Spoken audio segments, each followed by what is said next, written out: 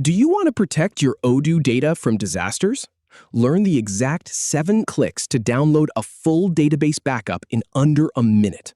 We'll navigate from your homepage through profile settings to locate your database's backup menu and download the file. All right, first head to the home page of your Odoo account. That's the starting point for everything you're about to do.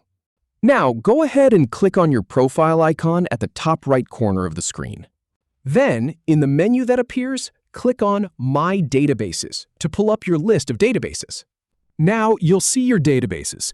Pick the one you want to back up and click the gear icon right next to it. Once you've clicked the gear, a menu appears. Click on Manage to open the management screen for that database. On the Management page, scroll all the way down to find the Backups section. Finally, click on Download Backup to grab your backup file, and that's all there is to it. If you have any feedback or if any info is inaccurate, please leave a comment below. We'll do our best to answer or redo the video if needed. Thanks for watching.